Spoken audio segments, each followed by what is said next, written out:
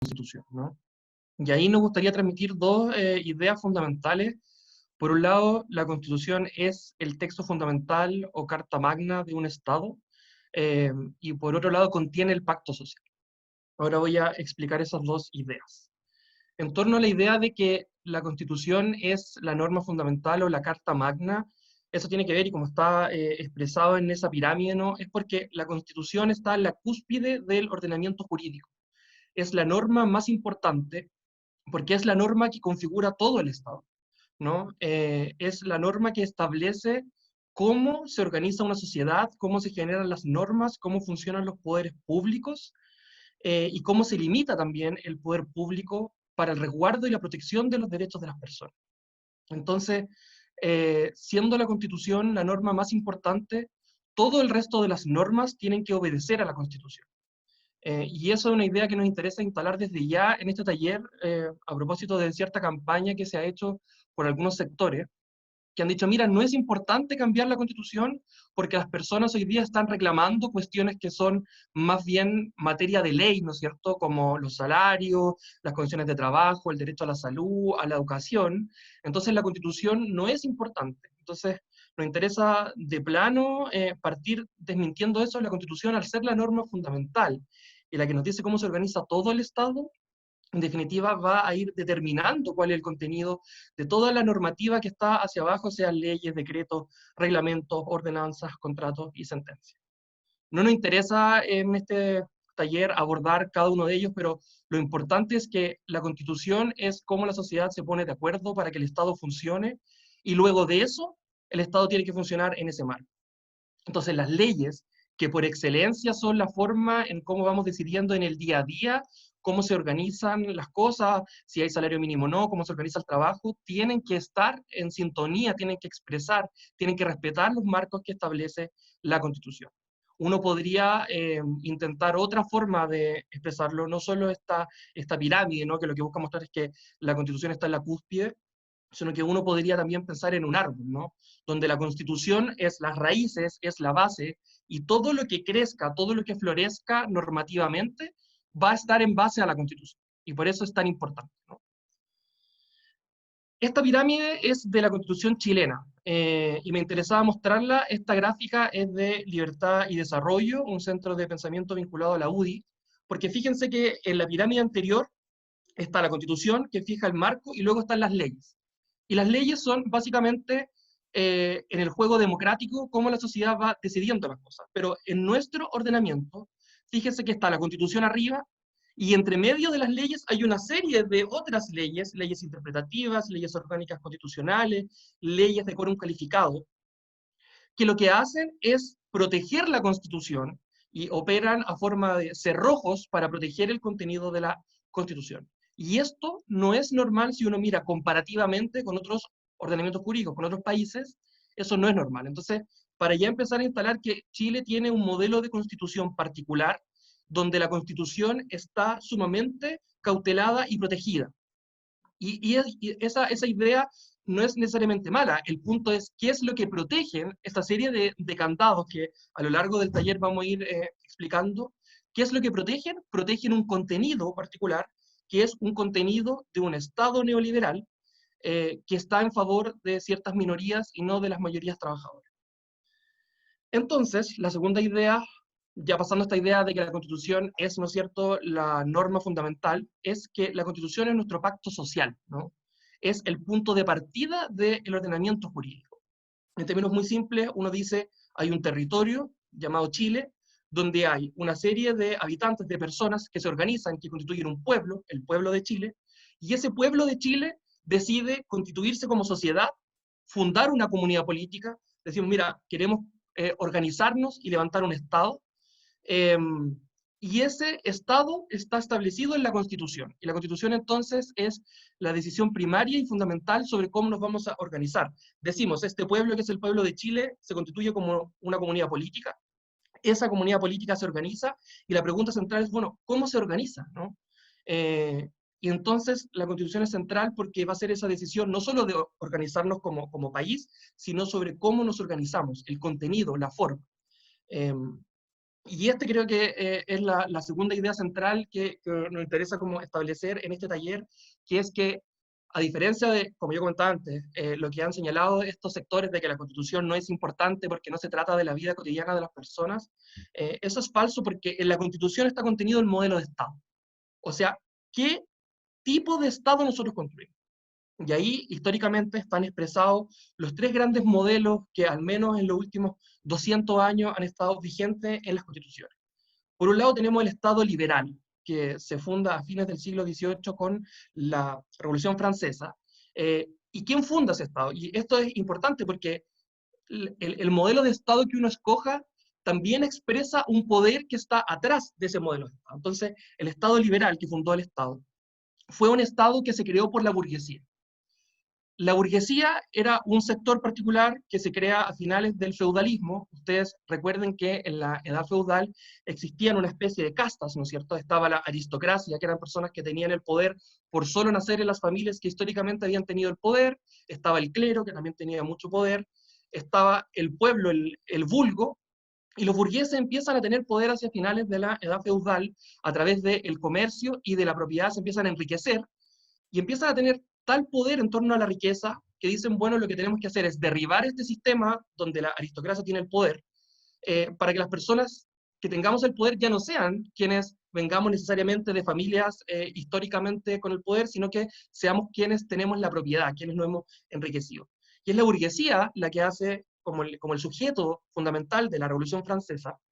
Y por supuesto, cuando triunfan en la Constitución, en esta decisión sobre el pacto social, ponen sus intereses en esa Constitución. ¿Y cuáles son los intereses de un burgués que es dueño de una empresa, que comercia? Bueno, su interés es que la Constitución sobre todo proteja su propiedad y la posibilidad de comerciar, la libre circulación de los bienes. Entonces, el Estado liberal establece como derechos centrales del Estado todo el Estado y por lo tanto todas las normas que vienen después se configuran en torno a la propiedad, a que yo soy dueño de una empresa, un medio de producción, y a la libre circulación de los bienes. Y lo que yo quiero es que el Estado proteja mi propiedad, pero sobre todo protegerme del Estado. O sea, piensen que ellos desconfiaban, porque el Estado era de los aristócratas, y ellos desconfiaban de que el Estado les expropiase, por ejemplo, sus bienes para dárselo a la aristocracia. Entonces, todo el Estado se configura para proteger la propiedad de estas personas que tienen dinero y comercio, ¿no? Eh, entonces, la libertad, ¿no? La idea de libertad se configura en lo que se llama en un sentido negativo. ¿Qué significa eso en términos simples? Que lo que yo quiero que el Estado asegure es que nadie se meta en mi propiedad. Eso es, ¿no? Que es un derecho real, se llama como técnicamente. ¿No? Yo quiero que nadie intervenga en mi empresa, que nadie intervenga en mi casa, que yo pueda comerciar tranquilo, básicamente eso es. Y para eso es fundamental además entender la igualdad, el derecho a la igualdad, en un sentido formal. ¿Qué significa eso? Antes, cada casta tenía su propio cuerpo normativo. O sea, si yo era aristócrata, se me aplicaba cierta ley. Si yo era del clero, cierta ley. Entonces, lo que ellos pelean para que la igualdad se aplique en un sentido formal a todas las personas, o sea, que a todos se nos apliquen las mismas normas, ¿ya? Y eso produjo un cambio histórico importante y así se funda el Estado liberal. El Estado liberal tiene un tremendo problema, que es que esta idea de la igualdad en un sentido formal olvida que hay desigualdades enormes en la realidad. Y ustedes lo saben bien, el mejor caso es el de los trabajadores, ¿no? Porque si un trabajador contrata de igual a igual con su empleador, lo que va a pasar es que el empleador le va a imponer las condiciones. O sea, ustedes eso lo viven a diario, ¿no? Si yo voy solo a negociar con mi jefe y le digo, aumentame el sueldo, él me va a decir que no, porque él tiene todo el poder y puede despedirme, que el trabajador tiene la necesidad humana de solventar a su familia, por lo tanto, lo que se da ahí es que el trabajador debe trabajar, acepta cualquier condición y finalmente termina explotado. Eso históricamente se expresó en lo que se llamó la cuestión social. Esta idea de igualdad puramente formal generó que, como en la sociedad industrial, existieran niños trabajando, que los trabajadores no tuvieran sueldo mínimo, no tuvieran vacaciones, no tuvieran descanso. Lo que estaba pasando en la práctica es que los trabajadores y las trabajadoras se morían, ¿no? Entonces, ¿qué es lo que empieza a pasar? Los trabajadores se organizan a través del movimiento huelguístico, de las huelgas. La huelga es una de las grandes herramientas en la historia para ir cambiando esto. Eh, y empiezan a exigirle al Estado y a los poderes una transformación, ¿no? Entonces, lo que ocurre es que era tal el nivel de organización y de poder de la clase trabajadora en ese minuto que el Estado tiene que ceder, ¿no? Y aquí hay un debate de si el Estado social es como algo bueno, como que se hayan reconocido los derechos de los trabajadores, es una cuestión positiva, yo diría que sí, pero también no hay que olvidar que también se hace para controlar, ¿no? O sea, era tanto el peligro de que la organización de los trabajadores se desbordara en revoluciones, como pasó, por ejemplo, en Rusia, que los estados lo que hacen es decir, mira, vamos a darle algunos derechos para que eso evite el riesgo de que controlen todo el Estado. Y así es como el derecho a la huelga, por ejemplo, en un principio era un derecho que estaba prohibido, era un delito que estaba en el Código Penal. Si tú te ibas a huelga, te ibas preso. Luego como que se tolera, ¿no? Ya tú te puedes ir a huelga, pero yo no voy a hacer nada. Hasta hoy día, que la huelga es un derecho fundamental reconocido en todas las cartas y en los tratados internacionales y en gran parte de las constituciones del mundo, ¿no? Entonces hay un tránsito, gracias a la lucha de los trabajadores, de reconocer ciertos derechos.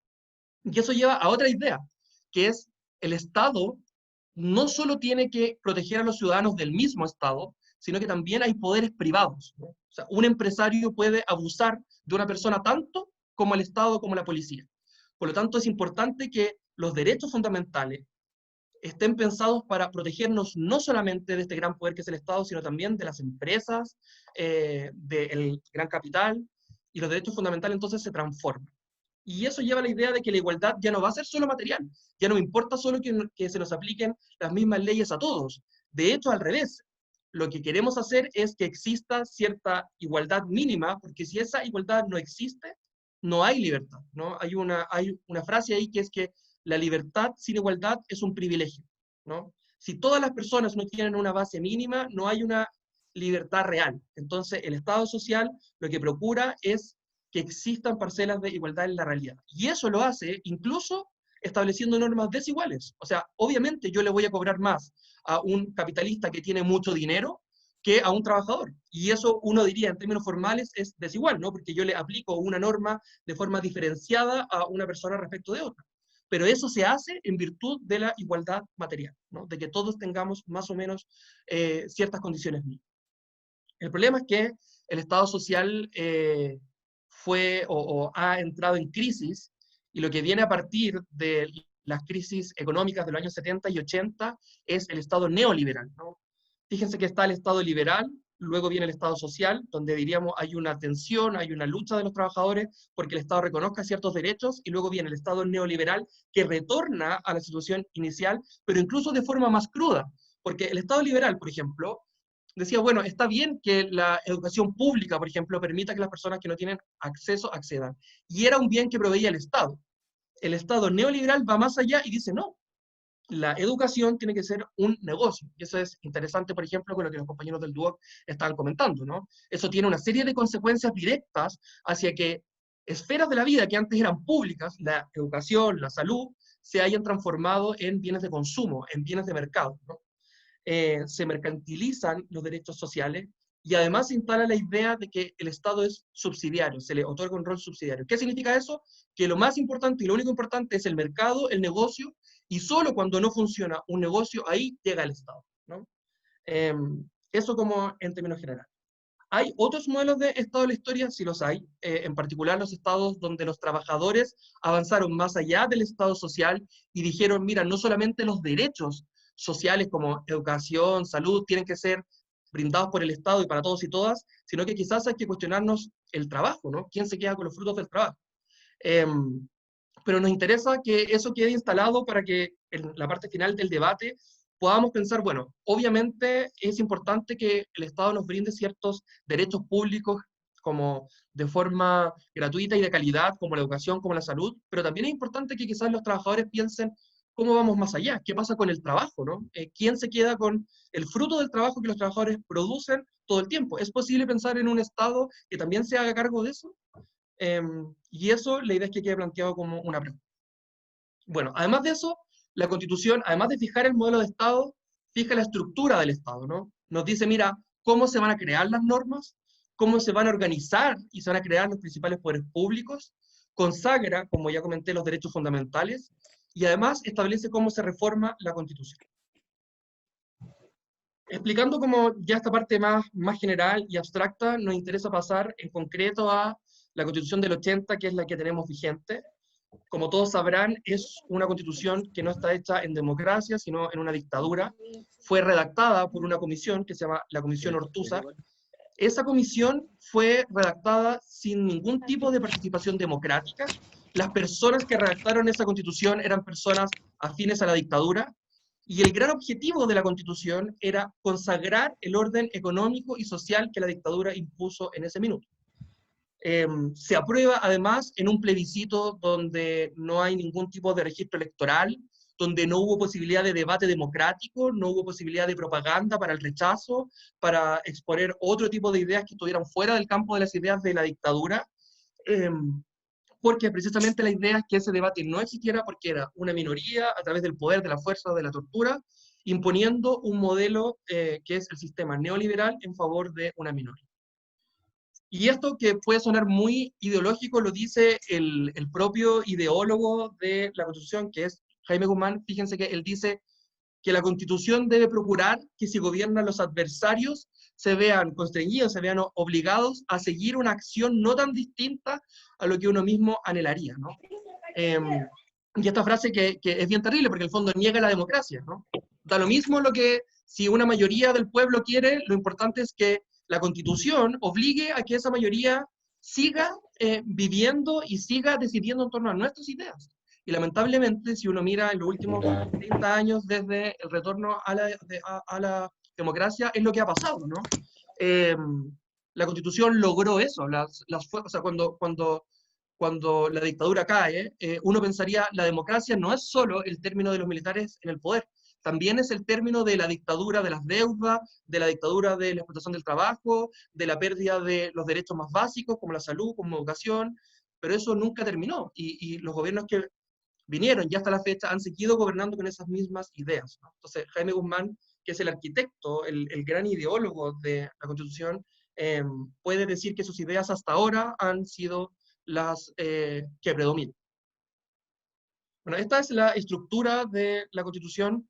Me interesa que presten mucha atención en el capítulo 3, ¿no? Que es donde están contenidos los derechos fundamentales. Como yo dije, el modelo de Estado, o sea, cómo la sociedad define cómo va a vivir, está contenido sobre todo en ese capítulo. Ya. Ahora pasemos entonces al contenido de la Constitución del 80.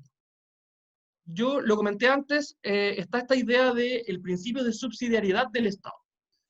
Ustedes podrían estar en un taller con otra persona que les dijese allá, pero ese principio nunca está establecido explícitamente en el texto de la Constitución, y eso es cierto. Pero la verdad es que a través de estas dos normas que están expresadas ahí, se construye este principio, ¿no? Que es la primera idea, que es que la sociedad se organiza en torno a los grupos intermedios, ¿no? En torno a ciertos sectores de la sociedad que se organizan y que tienen que tener autonomía para llevar adelante sus fines. ¿Y en qué está pensando Jaime Guzmán cuando redacta eso? Está pensando sobre todo en las empresas, ¿no? O sea, la sociedad se realiza a través del emprendimiento privado.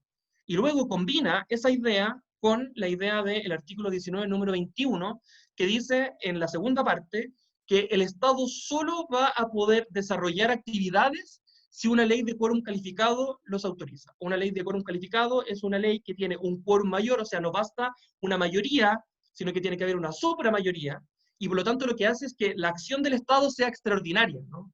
A diferencia de cómo era antes, y como ocurrió en algún tiempo en Chile, que el Estado era el que primariamente garantizaba educación, salud, ahora no. Ahora son los privados los que van a garantizar eso, y solo cuando ya el negocio no sea rentable, cuando ya no se pueda, ahí aparece el Estado, ¿no? En subsidio. Entonces piensen, por ejemplo, en el sistema de salud, ¿no? Está la ISAPRE, que es el gran sistema, y el Estado solo cubre con FONASA a aquellos que no pueden pagar. O piensen en la idea de los liceos, ¿no? Pues, como uno diría, el Estado está pensado para que el que pueda pagar pague colegios, y solo cuando no pueda pagar va a ir a un liceo público. Esa es la idea que está consagrada en la Constitución, de forma no expresa, pero en la vinculación de estas dos normas. Y si alguien tiene dudas, el Tribunal Constitucional lo ha señalado claramente, ¿no? Entonces, al Estado no le corresponde absorber aquellas actividades que hacen los particulares, porque ellos tienen como el deber primario de hacerlas, tienen que tener libertad para hacer todos los negocios en todos los ámbitos de la vida, y solo el Estado va a entrar cuando ellos no puedan hacer esos negocios, cuando el negocio no sea rentable. Esa es la idea de este principio. Eso se mezcla con una defensa absoluta de la Constitución de dos derechos, el de la propiedad y el de comercio, el de la libre circulación de los bienes.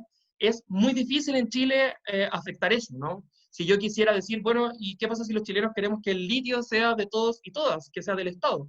La Constitución está pensada de tal forma, hace tan gravoso, porque hay que expropiar y como están establecidas ahí las formas de expropiación, que son unos montos inalcanzables para el Estado, que en la práctica es imposible. Entonces hay una consagración absoluta, absoluta de la propiedad y de la libre circulación de los bienes.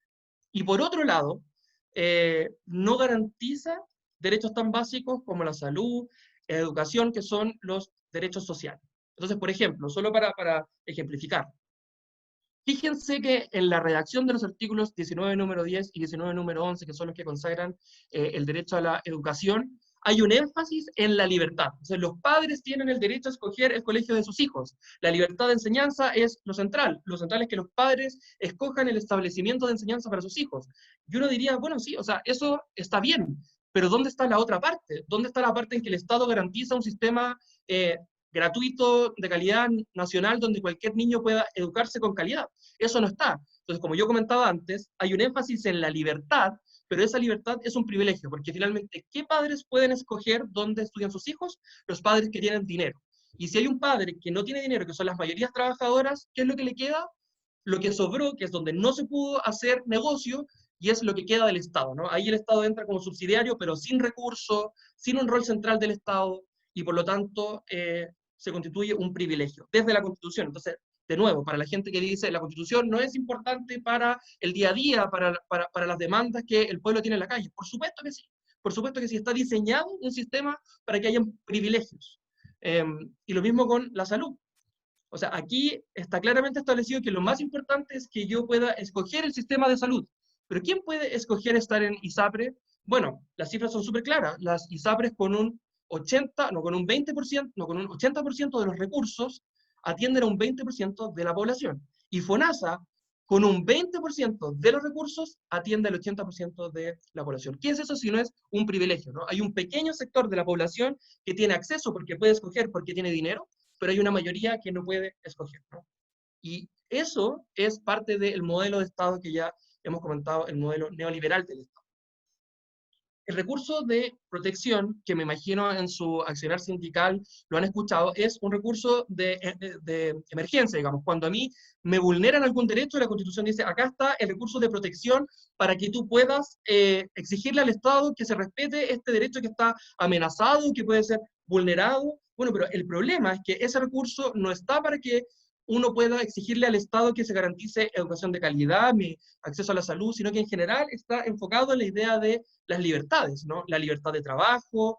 Es tan ridículo esto que se ha tenido que construir una ingeniería jurídica, entonces, para los estudiantes, por ejemplo, que una universidad privada les dice, mira, yo no te voy a dar el título porque tú no has pagado, ese estudiante tiene que decir, yo tengo derecho de propiedad sobre mi matrícula y por eso tienen que entregarme el título. Cuando lo lógico sería, yo tengo derecho a una educación y por lo tanto no corresponde que porque yo no pague no se me entregue el título. Pero es tan importante la propiedad, en la protección que hace el Estado sobre los derechos, en desmedro de los derechos de trabajo, de salud, educación, eh, que el recurso de protección tiene que construirse así. Entonces, eso muestra cómo en la Constitución la propiedad es el derecho fundamental y el resto de los derechos están en un segundo orden. Y esto también se expresa sobre todo en el tema de los derechos laborales, ¿no? Y en particular en dos derechos que a nivel histórico se ha mostrado que han sido claves para lograr mejores condiciones de igualdad, para que las mayorías trabajadoras tengan mejores condiciones de trabajo, como son, por un lado, la negociación colectiva. Fíjense que la Constitución, en su artículo 19, número 16, establece en la Constitución que el derecho a negociar colectivamente es con la empresa en que uno labora. Eso es contrario a los tratados internacionales, a los convenios de la OIT, porque la OIT dice, mira, son los trabajadores los que tienen que decidir dónde negocian, ¿no? No es la Constitución la que le tiene que decir a los sindicatos, oiga, usted solamente negocia en la empresa. Ese es un derecho de las organizaciones sindicales. Pero nuestra Constitución lo que dice es, no, tú tienes que negociar en la empresa. ¿Y cuál es la idea atrás de eso? Atomizar el poder de las mayorías. Eso es una norma básica del arte de la guerra, divide y vencerás, ¿no? Porque como quienes tienen el poder, las grandes empresas saben que los trabajadores son más. ¿Y qué pasaría si todos los trabajadores del cobre negocian juntos? ¿Qué pasaría si los trabajadores de la energía negocian juntos? ¿Qué pasaría si los trabajadores de la educación negocian juntos? Tendrían un poder de paralización, de fuerza, que sería incontrarrestable. Entonces la Constitución dice, no, no, yo no quiero eso porque quiero proteger la propiedad, por lo tanto ustedes tienen que negociar solamente en su empresa. Y lo mismo pasa con la huelga. Fíjense que la Constitución dice, habla de la huelga no para decir es un derecho fundamental, sino solo habla para prohibirle a los funcionarios públicos que se vayan a huelga. Y este artículo ha sido materia de reprimenda para Chile por muchos organismos internacionales, como la OIT, y eso es muy curioso porque la OIT no es ningún como organismo, no sé, como de izquierda o de los trabajadores, es un organismo tripartito donde están trabajadores, empresarios y Estado, y ese organismo internacional le ha dicho a Chile que esta norma no corresponde. ¿Por qué? Porque ya está asentado en todo el mundo que la huelga es un derecho fundamental, ¿no? Y lo peor de todo fue que nuestra Corte Suprema durante mucho tiempo respaldó esta postura, ¿no? Entonces dice en ese fallo del 2008, la huelga es un desenlace indeseable del proceso de negociación colectiva. Dice, ojalá no lleguemos a la huelga, cuando en todo el mundo lo que se dice es la huelga es fundamental, hay que fomentar la huelga, de hecho, porque la huelga es la herramienta que tienen las y los trabajadores para conseguir mejores condiciones, ¿no? Eh, por suerte, y a propósito de una reforma a la Constitución, para mostrar de nuevo por qué es importante el texto de la Constitución, se reformó el artículo 5 que dijo, los tratados desde ahora son parte de la Constitución. Y ahí Chile se vio obligado a aceptar ciertos tratados internacionales que en materia de trabajo, en particular el convenio 87 de la OIT, dice la huelga es un derecho fundamental. Y a partir de ahí, la Corte Suprema empezó a cambiar sus fallos porque estaba obligado por el derecho internacional, no por la Constitución chilena, sino por el derecho internacional, y empezó a tener ciertos fallos que dicen, mira, la huelga es un derecho fundamental, la huelga no solo es una herramienta que está en el marco de cuando yo negocio colectivamente, o sea, la OIT reconoce que hay huelgas políticas, cuando se discute alguna reforma laboral, como es muy lógico que los sindicatos puedan irse a huelga si no están de acuerdo con el contenido. Bueno, en la Constitución chilena eso no está contemplado, no está consagrado. Entonces, en definitiva, lo que la Constitución hace es consagrar esto, ¿no? Que es el plan laboral de José Piñera, que se legisla el año 79, y que lo que busca básicamente es que los sindicatos estén atomizados, o sea, que estén encerrados en su empresa, que no se encuentren con otros sindicatos. Piensen ustedes cuando negocian colectivamente, ¿no? Es muy terrible que nadie se entera, como uno está encerrado en cuatro paredes, como negociando solamente por su empresa, y la idea es esa, ¿no? Como encerrar a los sindicatos, atomizarlos, eh, la idea también del paralelismo sindical, ¿no? Ojalá que en una empresa hayan muchos sindicatos, y la Constitución también está pensada así, ¿no? Defiende la libertad de afiliarse o desafiliarse, pero nunca garantiza que hayan sindicatos fuertes, que hayan sindicatos que negocien como de manera importante la empresa. Lo que le interesa es que hayan muchos sindicatos, y Chile, de hecho, es uno de los países que tiene más sindicatos en el mundo. El problema es que tenemos sindicatos de 8 personas, de 10 personas, de 12 personas, y eso está comprobado de que si yo no aglutino a una mayoría, es imposible que tenga fuerza para negociar. Eso sumado además a la idea de que la huelga es de papel, se garantiza el reemplazo, a pesar de que hoy día está prohibido por la última reforma, pero con instituciones como los servicios mínimos, adecuaciones necesarias, se ha logrado incluso que a veces sean los mismos sindicatos los que se autorreemplacen. O sea, en los servicios mínimos, el mismo sindicato impide la huelga. Porque ¿cuál es la idea central del derecho a la huelga? ¿Cuál es el núcleo fundamental? Es que yo voy a parar la empresa para mostrarle el valor del trabajo y para privar al capital del trabajo. Eh, pero a través de los servicios mínimos, el mismo sindicato tiene que mandar un escuadrón a que siga trabajando, entonces no paraliza la empresa. Entonces, está planteado en términos tales que, en definitiva, lo que se busca sistemáticamente es que los sindicatos pierdan, que no tengan ningún poder. Y eso es parte de estos 11 pilares, ¿no es cierto?, que la Constitución ampara. Este es el contenido. Muchas veces, como yo comentaba antes, se habla de los cerrojos de la dictadura, las trampas, pero es más interesante preguntarse, bueno, ¿tantos cerrojos para qué? ¿Qué es lo que protege? Bueno, es esto, ¿no? Es un sistema que en distintas áreas, salud, en el sistema tributario, en lo laboral, en el tema forestal, protege los intereses de una minoría que ha ganado mucho dinero a costa de las minorías, o sea, de las grandes mayorías trabajadoras. Entonces, estos cerrojos están expresados en lo que se llama la parte orgánica de la Constitución. Y son también llamados enclaves autoritarios, ¿no? ¿Y cuáles son?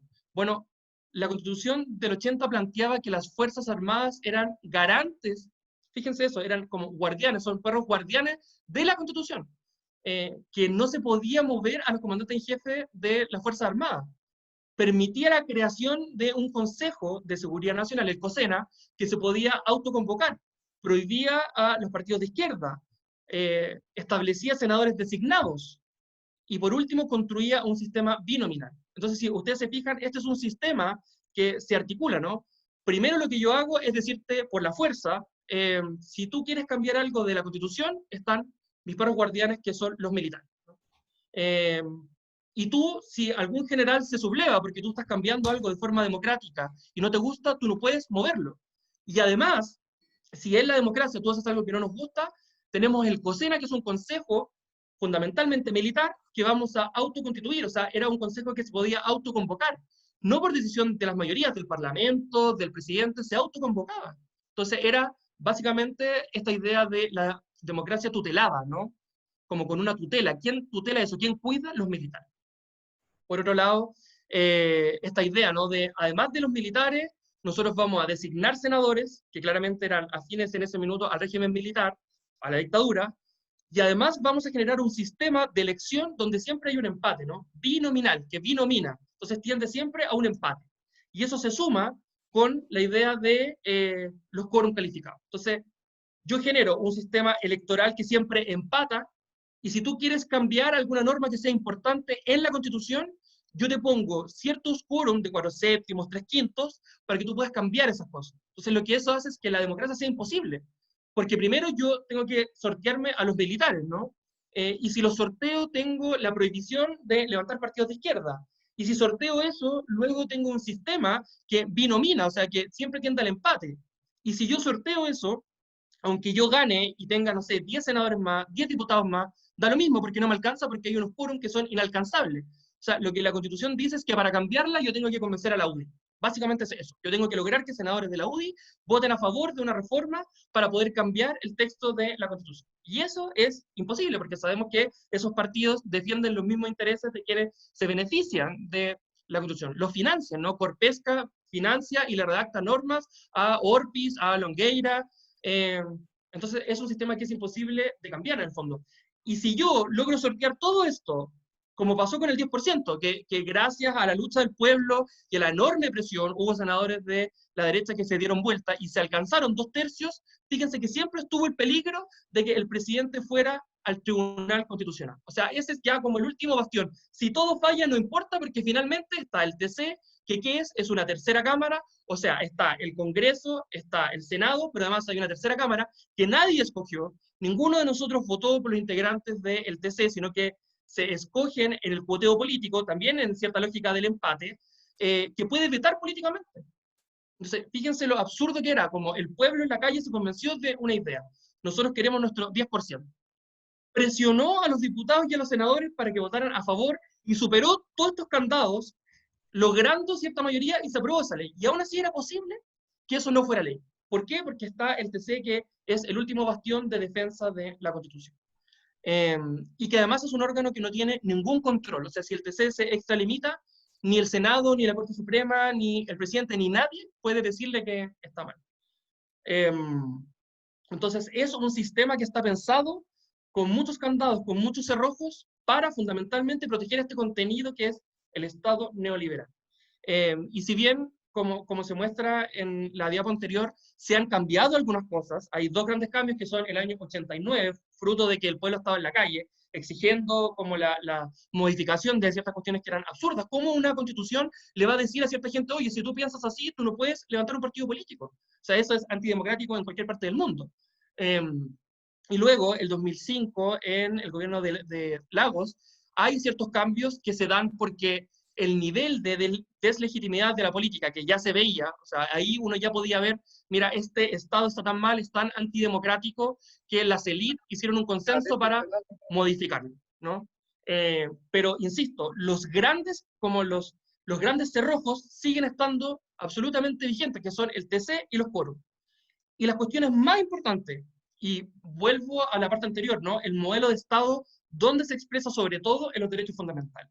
Y fíjense que el capítulo 3 requiere el quórum más alto, 2/3. Entonces, si yo quiero cambiar el derecho a la salud en Chile, el derecho a la educación, las leyes laborales que están en la Constitución, no puedo, porque son 2/3, o sea, tengo que convencer a la UDI. ¿Y ustedes creen que la UDI algún día va a estar a favor del derecho a la huelga, que va a estar a favor de educación pública?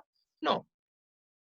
Entonces, para ir cerrando un poco, nos interesa desmitificar como tres grandes cosas que se han dicho sobre este proceso. De un lado, la idea de que la Constitución ya se reformó, ¿no? Que se reformó el 89, que Lagos la firmó el 2005.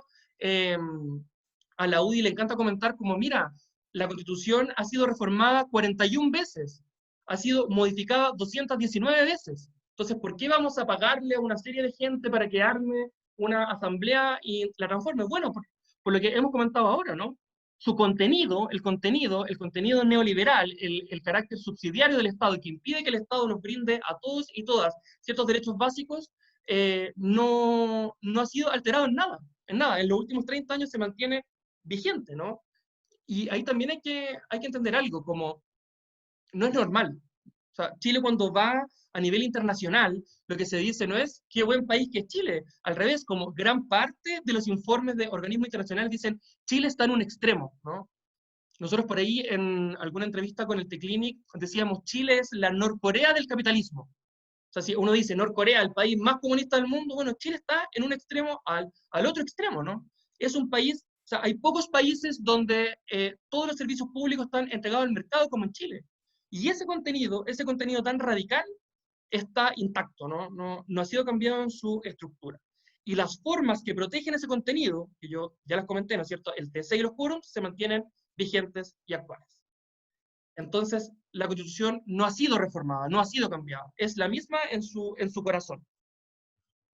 Lo segundo, y creo que ya no es tan necesario como explayarme en esto, porque creo que he intentado ser claro en eso, como la Constitución tiene que ver con la vida de las personas, ¿no? En el modelo de Estado se decide qué tipo de derechos vamos a tener, qué va a ser el Estado, si el Estado puede nacionalizar o no el cobre, si puede hacerse cargo de las aguas, si puede construir un sistema público de salud para todos y todas. Eso es la Constitución. Y si la Constitución no establece eso, es imposible que las normas que vengan después lo hagan. Y por eso es tan fundamental este cambio, ¿no? Y también por la forma, como yo les contaba antes, hay un sistema que hace que la democracia no funcione. Porque en último término, si nosotros construimos mayoría, levantamos partidos políticos, ganamos en el Congreso, da lo mismo, porque al final del día está la Constitución. Al final del día está el TC que nos va a decir, miren, ustedes que están todos de acuerdo en el retiro del 10%, me da lo mismo porque nosotros, señores que constituimos este espacio, estamos en contra. O sea, no nos importa lo que diga el pueblo de Chile, porque al final quien manda es el TC, el último bastión de resguardo de la Constitución. Y por último, esta idea que se ha dicho mucho de que, mira, lo que hay que hacer mejor es rechacemos para reformar la Constitución porque hay cosas buenas, entonces hay que rescatarla. Bueno, eso no es posible por lo que ya comenté de los quórums y tampoco ha sido real en la práctica política, ¿no? Esta idea que ha sido levantada por la derecha, sobre todo, no ha sido ejecutada en la práctica. Y la mejor muestra, y no tengo que argumentarlo yo, está acá. O sea, acá hay una serie de noticias de todas las veces en que se cambió algo y la derecha que hizo fue al TC. Muchas veces, o sea, las veces que el pueblo chileno, a través de la lucha y de la presión, logró sortear todas estas trampas de la Constitución para cambiar su contenido, lo que la derecha hizo fue ir al TC. La mejor muestra de eso, en términos laborales, es la reforma del 2007. La reforma laboral contenía dos cosas que eran importantes para los sindicatos. Por un lado, la aplicación automática del instrumento colectivo a alguien que se afilie al sindicato. Fíjense que eso es de toda lógica, ¿no? O sea, si yo entro a un sindicato, lo más razonable es que se me apliquen los beneficios que ese sindicato logró. Bueno, el TC dijo, no, eso no es constitucional, y se eliminó. Y hoy día lo que los sindicatos tienen que hacer es negociar con las empresas con mucho ahínco, es algo muy difícil porque no muchas empresas conceden eso, tienen que pactarlo en los contratos colectivos. Y eso por la Constitución, por el TC. Y otra cuestión, que también era de toda lógica, es los sindicatos son los titulares para negociar colectivamente. Y los grupos negociadores, que son personas que se agrupan para negociar por una vez, solo pueden existir allí donde no hay sindicatos. Y eso existe en la mayoría de los países del mundo, eso es lo que la OIT dice, pero el TC chileno dijo que no, que eso era inconstitucional. Entonces, para que vean cómo esta idea de, bueno, pero rechacemos y les prometemos que ahora sí vamos a reformar es falso, ¿no? Bueno, entonces, para ir cerrando esta parte, ¿cómo se puede cambiar la Constitución? Entonces, ahí hay una idea que hay que instalar, que es la idea del poder constituyente. ¿Qué es eso? Es la facultad para crear o dictar una constitución para sustituir la vigente, y ahí también entra lo que se llama el poder destituyente, o sea, yo destituyo el poder que el pueblo le dio en algún minuto a la constitución vigente para construir otra, o para que se modifique y se reforme. ¿Quién ejerce este poder? En una democracia, el poder constituyente corresponde al pueblo, y eso se llama el poder constituyente originario. Y lamentablemente, en la historia de Chile esto nunca ha sido así, ¿no? La Constitución del 25 fue hecha por una comisión pequeña en el contexto de una dictadura, la del año 24 de Ibáñez. La del 33 también fue hecha entre medio de golpes de Estado, el pueblo no participó masivamente. Se hizo una convención, pero que estaba solamente la élite política. Entonces, hoy día estamos a puertas de que por primera vez en 210 años tengamos la posibilidad de que sea el pueblo de Chile el que ejerza su poder constituyente, que le corresponde. Como yo comentaba antes, el Estado se forma porque la sociedad, porque el pueblo chileno decide constituirse como comunidad política. Y lo que corresponde en una democracia es que las bases de esa comunidad política, las bases del Estado, las deciden las mayorías y no una minoría. ¿Cómo se ejerce entonces? Por una parte, se podría hacer a través de el poder constituyente derivado, que se llama, ¿no? Que es que nosotros levantamos el Estado, le dimos poder al Congreso, al presidente, y que ellos sean quienes hagan este cambio, ¿no? Y que como yo ya expliqué, por la forma que está diseñada la Constitución del 80, eso no es posible. Y la otra forma es que sea a través de una asamblea constituyente. Y en Chile, que es lo que ya comenté en el fondo, no es posible pensar que puede haber una forma de cambio porque la Constitución está pensada para no ser cambiada. Jaime Guzmán, la dictadura, la Comisión Ortúzar, la diseñaron para precisamente que eso no fuese posible, y la praxis política más de la derecha ha sido protegerla de forma absoluta y radical. Por lo tanto, es interesante que a partir del estallido social del 18 de octubre, el pueblo chileno, cansado, ¿no es cierto?, de esta constitución neoliberal en favor de una minoría, en contra de las mayorías, antidemocrática que no permitía la democracia, diga, mira, nos cansamos de esto y lo que buscamos ahora es que el poder retorne al pueblo de Chile y que sea el pueblo de Chile, a través de una asamblea constituyente, quien defina qué modelo de Estado queremos, qué tipo de derechos queremos y sobre todo un modelo de Estado pensado en las mayorías y no en el beneficio de el gran capital y un grupo muy minoritario de la población. Eso por mi parte. Adelante, Jaime. Sí. Haciendo un resumen de lo que mencionaba Axel, hay dos elementos importantes que uno podría decir que es el contenido de la Constitución actual. Por un lado, lo que tenemos es un sistema económico-social que podemos denominar neoliberalismo, que se caracteriza por el privilegio de unos pocos y la precarización de unos muchos.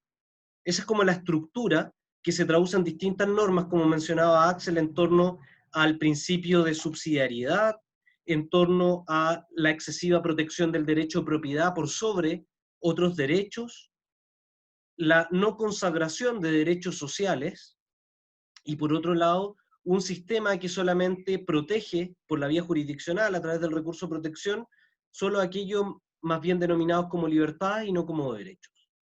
Por otro lado, en términos de contenido, la Constitución también tiene un elemento importante que dice relación con la forma en cómo se distribuye el poder.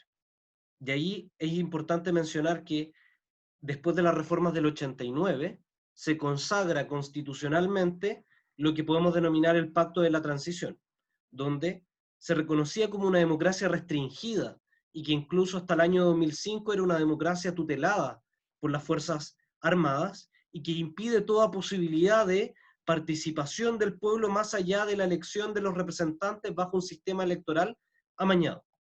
Cuando digo que otras formas de participación, por ejemplo, plebiscitos, presupuestos participativos, iniciativas populares de ley, referéndum revocatorio. Eso no existe en la Constitución actual. Por tanto, ¿por qué partimos de esta forma al taller?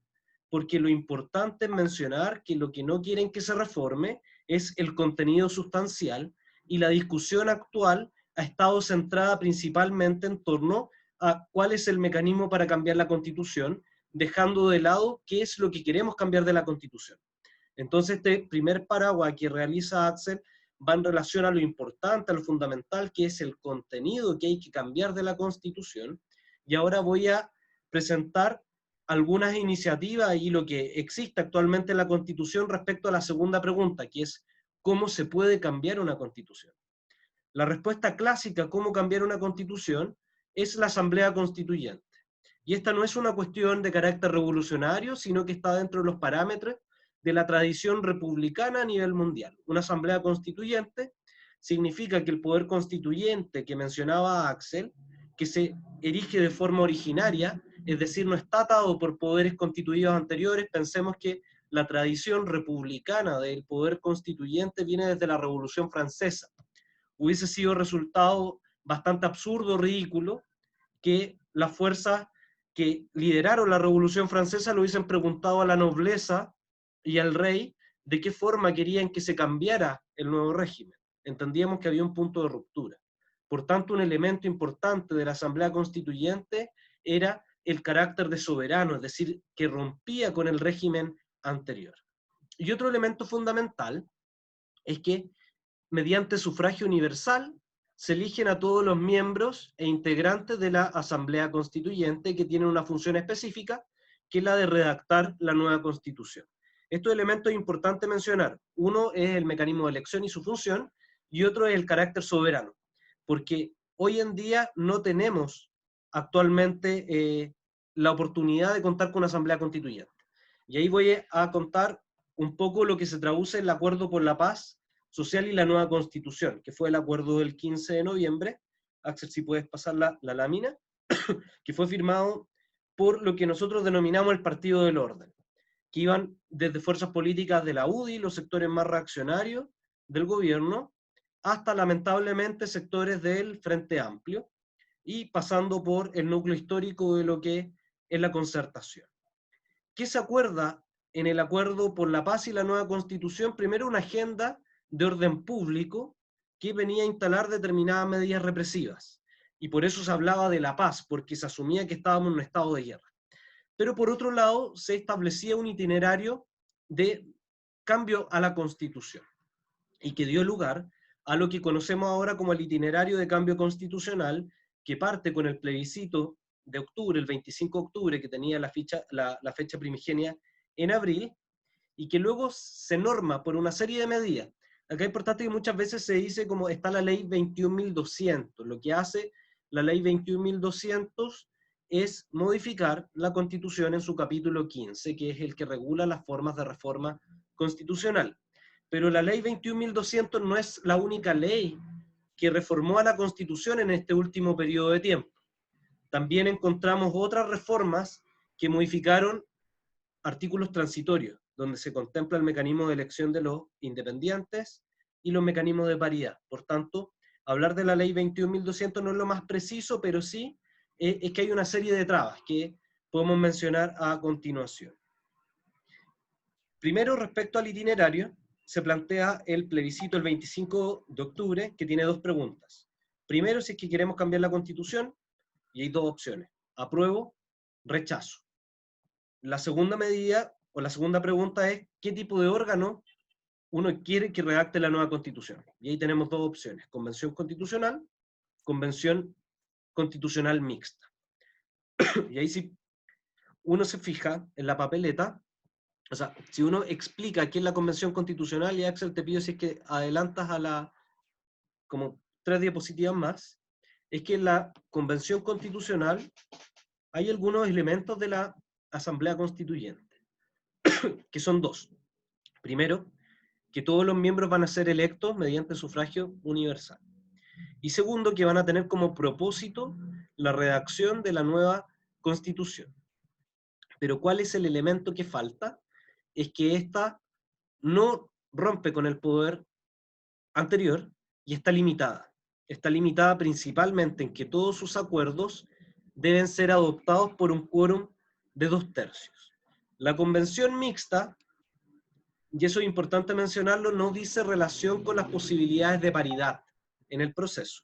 No hay mención alguna de ello, sino que se trata de que la mitad son parlamentarios y la mitad son electos mediante sufragio universal. ¿Cuál es el problema de esta iniciativa, más allá de que participen los parlamentarios que están bastante deslegitimados? Es que es inviable que funcione. ¿Por qué? Porque esto significa que si llega a funcionar, habrían 81 miembros del Congreso, o sea, 86 miembros del Congreso, que no podrían legislar en la práctica, porque estarían centrados en desarrollar el trabajo de la Convención Constitucional.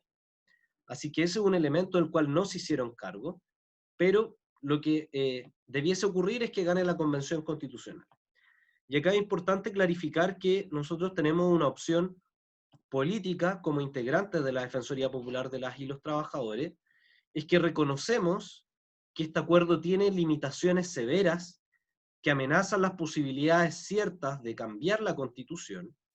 Reconocemos aquello, pero creemos que es importante que, dado este escenario actual, de igual forma apostemos por un diseño táctico que nos permita superar esas barreras y desbordar el proceso constituyente institucional.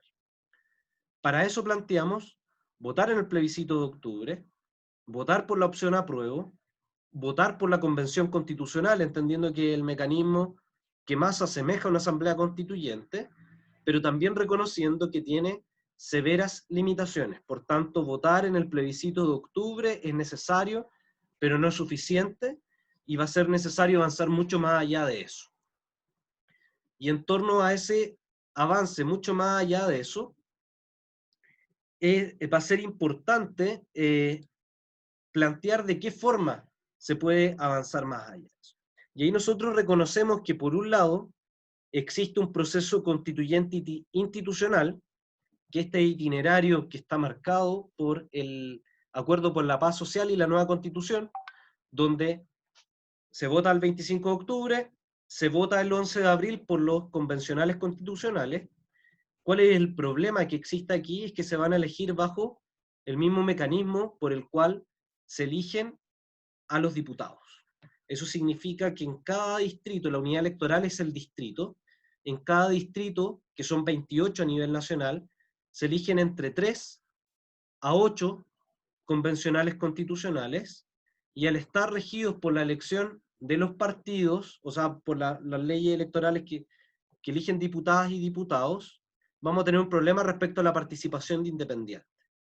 Pero ahí hay una ventana que se abrió, es que a diferencia de las elecciones de diputados, los independientes pueden constituir listas, y lo que se está discutiendo ahora es si es que las firmas de patrocinio para inscribir como lista pueden recolectarse no solamente ante notario, sino que a través de clave única. Y eso eventualmente generaría que organizaciones sociales, porque acá cuando uno habla de independiente no habla de cualquier persona en general, sino que legalmente un independiente es alguien que no milita en una organización política legal. Por tanto, hay distintos independientes, desde la gente que no participa en nada, hasta aquella que milita en organizaciones no legales, o aquellos que son dirigentes de organizaciones sociales que no tienen militancia partidaria en partidos políticos legales. Por tanto, con la reforma constitucional se abre la posibilidad de llevar listas de independientes, y para eso van a necesitar juntar firmas. ¿Cuántas firmas tienen que reunir para que una lista pueda ir completa con todos los candidatos?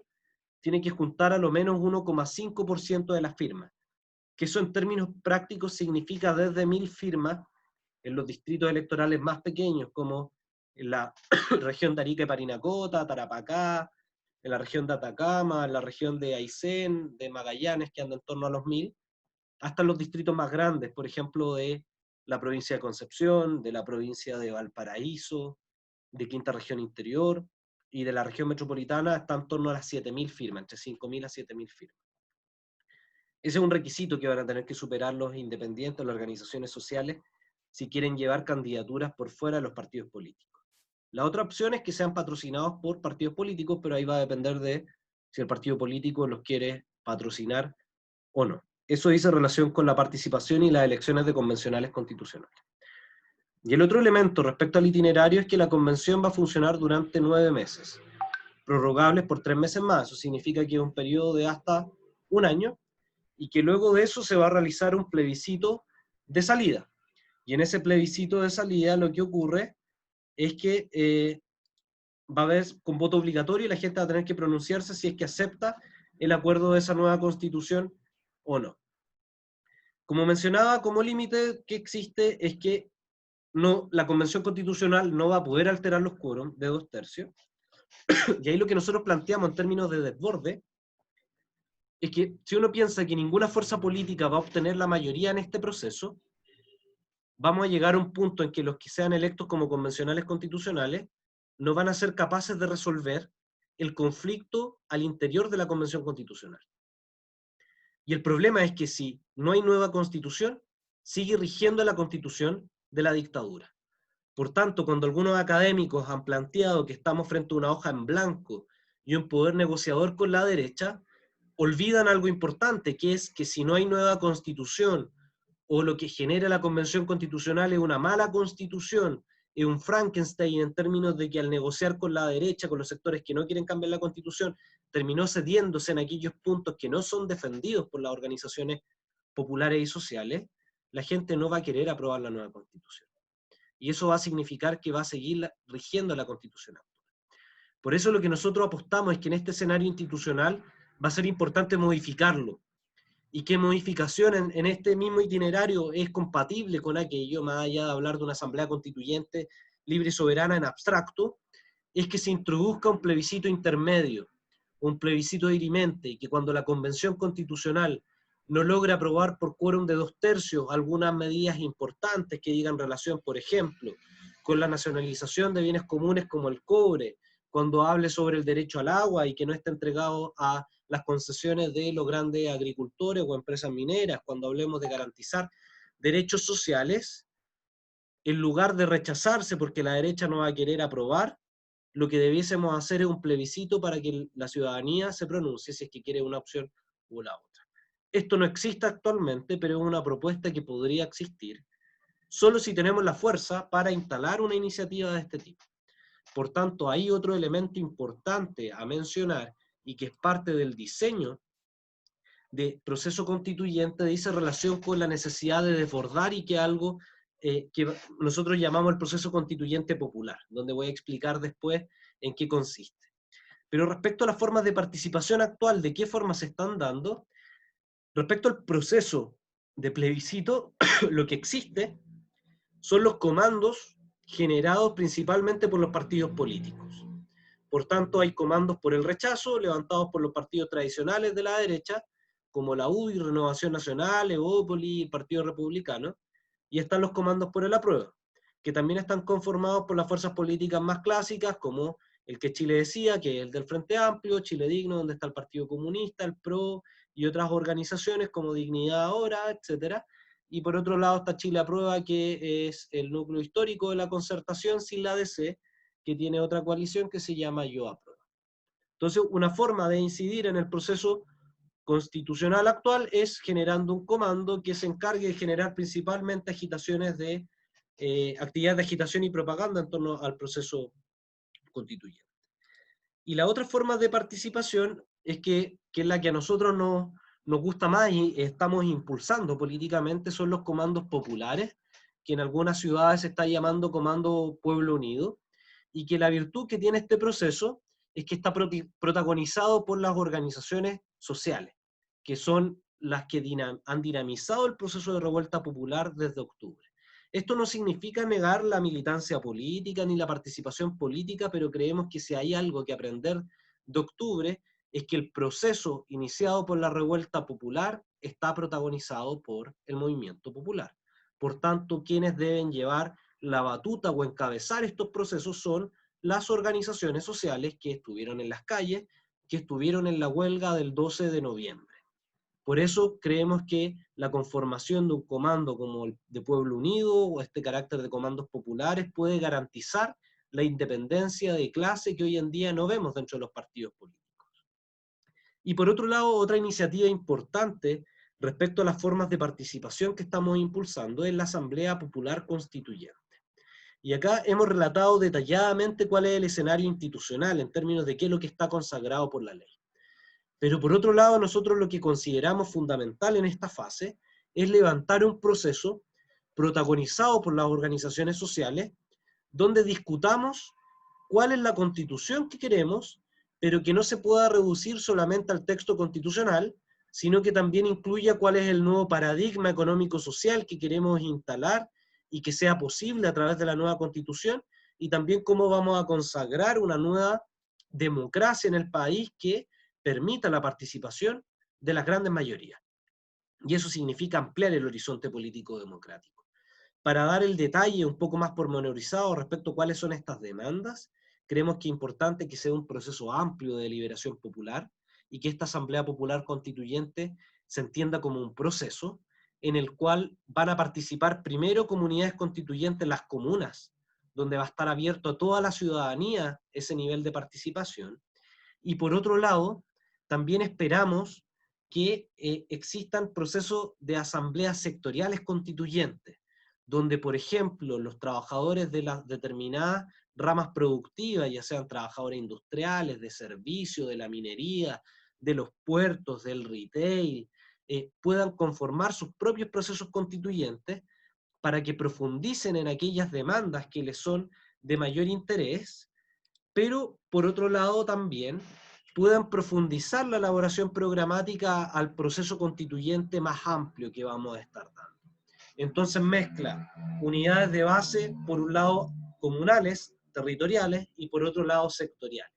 Creemos que todo eso tiene que desencadenar en un gran proceso popular constituyente que se traduzca en un encuentro de síntesis de esa elaboración programática y que debiese tener una fecha antes de las elecciones de los convencionales constitucionales, de modo que se pueda enfrentar con el programa lo que vayan a levantar las organizaciones políticas tradicionales que hemos denominado el Partido del Orden. Finalmente, y esto ya es una pregunta más que una propuesta nuestra, es que las formas de participación de las organizaciones populares no se pueden reducir simplemente al voto. Por tanto, si bien nosotros estamos impulsando activamente la campaña de participar en el plebiscito, alertamos de los límites que tiene actualmente el proceso constitucional elaborado por el Acuerdo de Paz y la nueva Constitución del 15 de noviembre, y que va a ser necesario desbordarlo. Y para desbordarlo es necesario seguir fomentando los grados de organización, y eso se traduce en fomentar la organización a nivel de las propias organizaciones sindicales, que comiencen a dar estas discusiones, pero que también se articulen con otro tipo de organizaciones, ya sea con otras organizaciones sindicales a través de estos comandos Pueblo Unido, comandos populares, y también con organizaciones de carácter territorial, y que se organicen también para levantar la Asamblea Popular Constituyente en los distintos territorios. Y por otro lado, una herramienta esencial para nosotras y nosotros es mantener la lucha en las calles, porque creemos que esa es la única garantía de que el proceso constituyente no sea cerrado por las élites y siga manteniéndose abierto para que las organizaciones populares podamos efectivamente incidir en ello. Así que eso es la presentación. Dejamos ahora abierto el espacio para que ustedes puedan realizar sus comentarios, apreciaciones o dudas en caso de que así lo estimen pertinente. La forma de solicitar la palabra, que va a ser más rápida, es por el chat, porque a veces las manitos igual funcionan, pero a veces se pierden. Así que si alguien quiere intervenir, que pida palabra en el chat y les vamos asignando las palabras. Así que eso sería la exposición. Lamentamos extendernos tanto, pero creíamos que era necesario profundizar en ambos mecanismos. La pregunta: ¿qué es lo que queremos cambiar? ¿Por qué lo queremos cambiar? Y por otro lado, ¿cómo lo queremos cambiar? Y cuál es el itinerario constituyente institucional por un lado, y por otro lado el itinerario constitucional popular que está en disputa, que no está tan claro, pero que nosotros apostamos a que es necesario generar. Todavía no hay palabras pedidas, así que le adelantamos que este taller va a estar a disposición de las distintas organizaciones para que si quieren que realicemos un taller de similares características lo puedan pedir, y es cosa de coordinar fecha nomás para que lo hagamos, y si es necesario podemos reducir el tiempo igual para que se ajuste a un tiempo menor. Judith, tienes la palabra. Una consulta en relación a los independientes que quieran, ¿cierto?, postularse para la comisión de la nueva constitución. El otro día escuchaba a un abogado que decía que los independientes iban a tener muy pocas posibilidades de quedar dentro de los electos de acuerdo a cómo estaba, y que no fueran junto a un partido político, sino que fueran totalmente independientes, porque